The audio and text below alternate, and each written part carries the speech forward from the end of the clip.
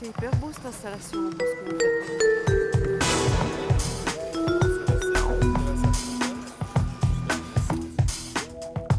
Bonjour, nous sommes sur l'esplanade du Léman Express. Et derrière moi, le chantier de la Nouvelle Comédie. J'ai le plaisir d'inviter aujourd'hui Françoise Courvoisier, qui a été directrice du Théâtre de Poche pendant 12 ans, et puis qui est metteur en scène et comédienne. Et nous allons parler du rôle du théâtre dans la cité. Merci beaucoup d'avoir accepté cette interview. Vous avez été 12 ans à la tête du Théâtre de Poche, donc vous connaissez vraiment très bien le théâtre à Genève. Et pour vous, le théâtre dans une ville comme Genève ou dans les villes aujourd'hui, au XXIe siècle, c'est quoi? Comme on l'a souvent dit, Genève est une ville friande de théâtre. Il y a vraiment des spectateurs très nombreux et la multiplicité des scènes ne va pas à l'encontre de ce public nombreux. On a remarqué ça à une ancienne époque où Besson avait été nommé, la comédie s'est remplie à bloc et tous les autres théâtres en ont profité. C'est pour ça que je pense que cette nouvelle comédie, avec un large potentiel de public, va plutôt encore provoquer un désir de théâtre.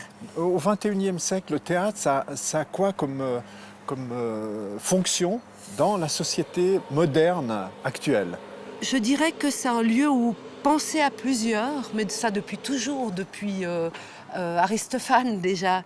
C'est un lieu où dire ce qu'on ne peut pas forcément dire toujours, ni dans les journaux, ni dans sa famille. C'est le lieu où les choses se pensent et se disent à plusieurs. Mais à plusieurs, du côté de la scène ou du côté du public aussi. Parce que le public est là, côte à côte. C'est pas comme quand on est devant sa télévision. C'est vraiment le lieu du partage de pensée et le lieu aussi de suspension de l'hyperactivité qui nous guette tous. Alors là, c'est peut-être la fonction qui est spécifique à notre époque. Je pense qu'on est quand même particulièrement guetté par la compétition, la suractivité, etc. Et que ça, c'est un lieu de parenthèse, plus que jamais nécessaire. Donc le théâtre, ça donne à penser? C'est forcément de la pensée, qu'il y ait du texte, plus ou moins de texte, que le texte soit raffiné ou cru. C'est de la pensée vivante, la pensée, oui. Plus de 20 théâtres sur la commune, ville de Genève, centre de l'agglomération. Ça dit quoi aujourd'hui d'avoir plus de 20 théâtres dans cette ville? Alors, celui-ci spécifiquement, ce chantier sur lequel on est, je pense que c'est l'occasion ou jamais de désintimider les gens face à la culture. Quand je dis les gens, l'ensemble de la population, parce que malheureusement, on le sait, on dit qu'il y a, si on est optimiste, 15 personnes sur 100 qui vont au théâtre. Ce lieu fait de transparence, puisque c'est ouvert, on dit qu'on pourra voir l'atelier de construction de décors, les costumes. Plus que jamais, c'est l'occasion d'attirer un large public et de lui faire partager cette aventure du théâtre. Cette nouvelle comédie a été décidée, ce théâtre a été décidé d'être mis sur une gare, alors que depuis le 19e siècle, les gares, on y met des restaurants. Ça vous inspire quoi comme réflexion? Ce qui est bien en tout cas, c'est que c'est un lieu de passage, les gares. L'effet de désintimidation, l'effet d'ouverture, de chaleur, qu'il y ait un restaurant, qu'il y ait une librairie, qu'il y ait toutes ces activités-là vont forcément amener au théâtre un plus grand nombre. Pour moi, ce théâtre, c'est effectivement la construction des décors, c'est la transparence, vous l'avez dit, mais c'est aussi la matérialisation des sentiments humains. Le rapport entre la construction des décors, que tout le monde verra en sortant du train, et la possibilité de rentrer dans la salle et de voir virtuellement ces sentiments, ça vous inspire quoi comme réflexion? C'est intéressant, vous parlez d'émotions et de sentiments.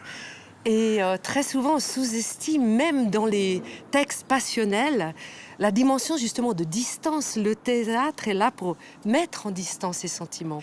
Donc c'est aussi un espace de compréhension de tout ça, le théâtre, que ce soit pour nous qui travaillons dedans, sur les textes, dans les décors, dans les costumes, etc. Et que pour le spectateur qui travaille aussi à sa façon. Il est assis, il ne fait rien, mais tout à coup, il travaille là. Il travaille là et là aussi, mais d'abord là, je rejoins Brecht finalement, que j'ai beaucoup critiqué une période, mais je le rejoins, dans le sens que les tripes, on n'en manque pas, il faut pouvoir les démêler.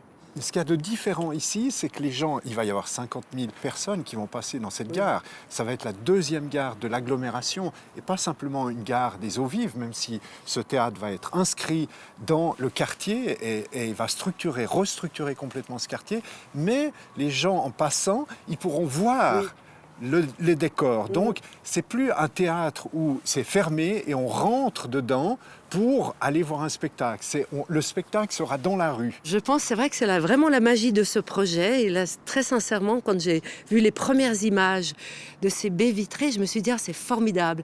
Symboliquement, c'est la transparence, mais c'est aussi le voyeurisme. On guigne, on regarde, ça fait envie, on a envie d'entrer. Je trouve que ça correspond à la réalisation d'un rêve, ce lieu. Ici, vous pensez que les gens peuvent rêver d'une communauté urbaine pluraliste. Oui, et je pense que ça va se faire. Ne serait-ce qu'avec la possibilité d'accueillir des spectacles de toute l'Europe, non seulement grâce aux moyens financiers, mais aussi aux moyens techniques. Hein. On sait maintenant qu'aucun décor ne pourra pas rentrer parce que les coulisses ne le permettent pas, par exemple.